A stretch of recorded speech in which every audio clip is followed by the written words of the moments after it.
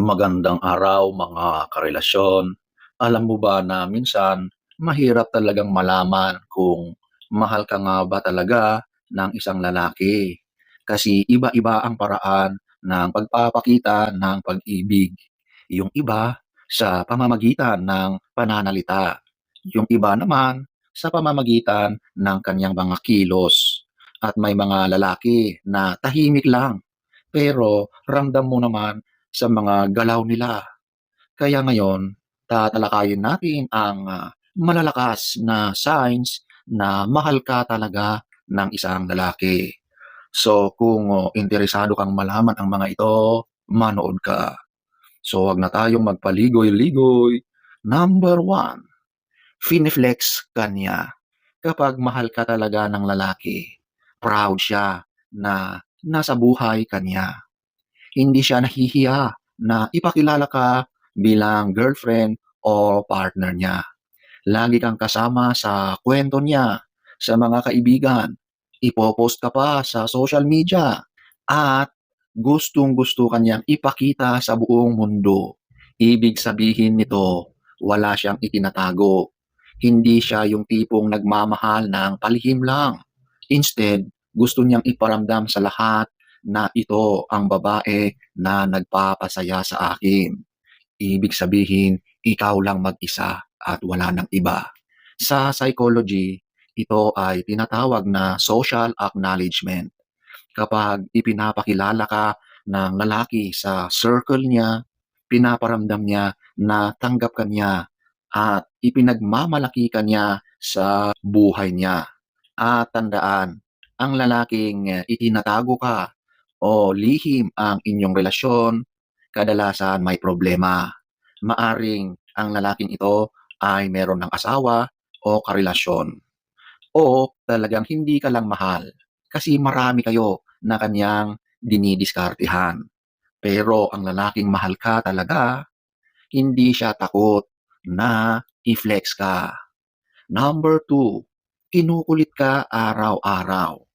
Kung mapapansin mo, kahit busy siya, magagawa pa rin niyang mangulit, mag-text, mag-chat, tatawag, o minsan, simpleng tanong lang ng kumain ka na ba?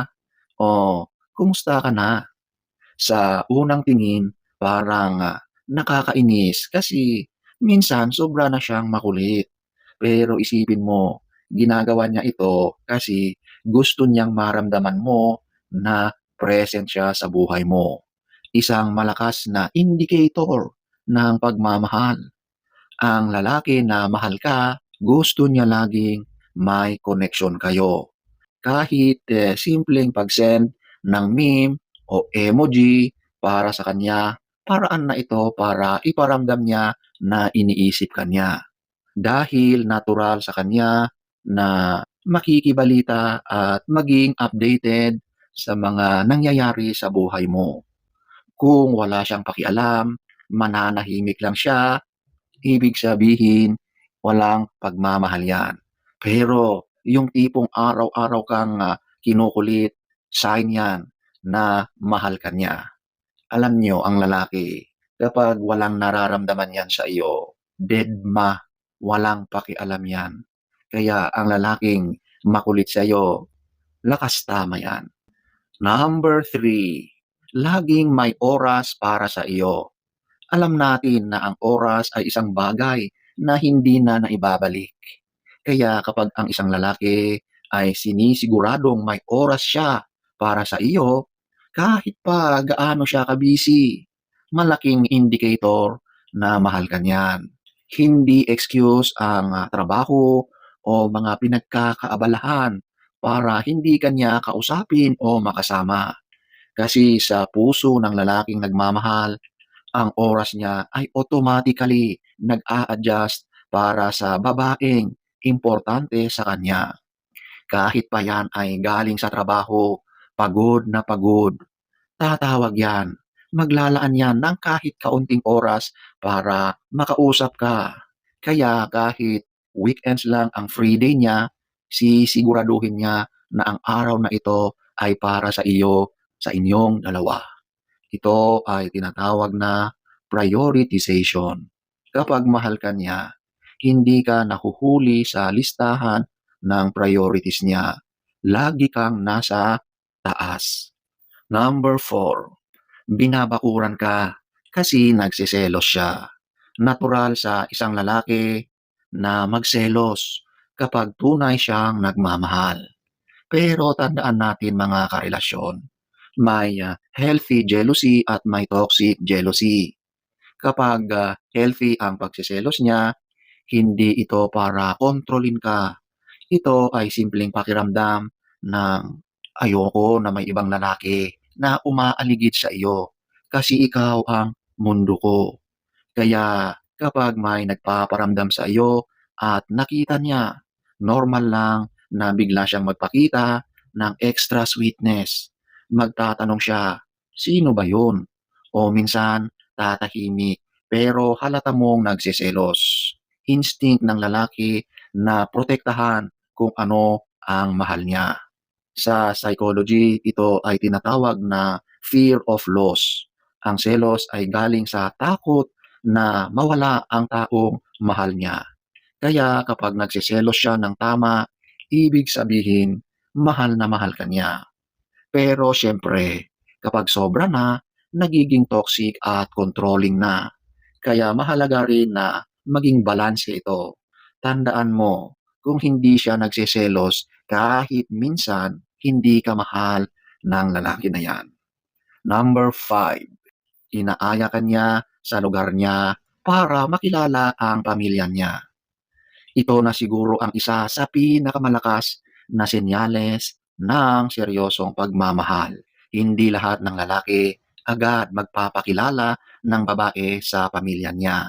Kapag dinala ka na niya sa bahay nila at pinakilala sa mga magulang, kapatid o mga kamag-anak niya, ibig sabihin handa siyang ipasok ka sa personal na mundo niya. Hindi na lang ito simpleng relasyon, kundi gusto niyang makita ng pamilya niya kung sino ang babaeng nagpapasaya sa kanya. Sa mga ganitong pagkakataon, proud na proud siya na ipakilala ka sa buong angkan niya. At kitang-kita mo sa mukha niya na excited siya, na ang saya-saya niya. Ito ay tinatawag na integration of social circles. Ang ibig sabihin, gusto kanyang i-integrate sa pinakamahalaga niyang support system, ang pamilya niya. Kapag nararanasan mo ito, napakalaking sign na seryoso at mahal na mahal ka niya. Number 6, nagpapakahiro para sa iyo.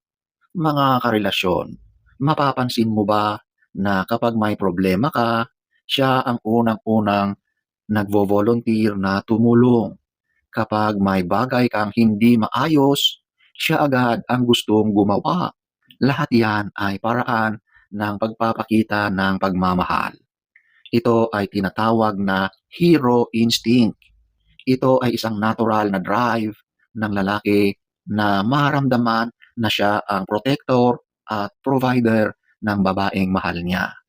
Hindi lang ito dahil gusto niyang magmukhang lalaking lalaki o macho, kundi dahil masaya siya kapag nakikita niyang safe at masaya ka dahil sa mga effort niya. Siya ang nagiging tagapagligtas at handang ipagtanggol ka. Hindi ito about pagiging overprotective, kundi sa natural na instinct ng lalaking nagmamahal. So mga karelasyon, kung napapansin mo ang mga signs na ito sa lalaki, malaking posibilidad na mahal ka nito. So sana ay nagustuhan nyo ang ating topic for today. Next story time. Don't forget to subscribe.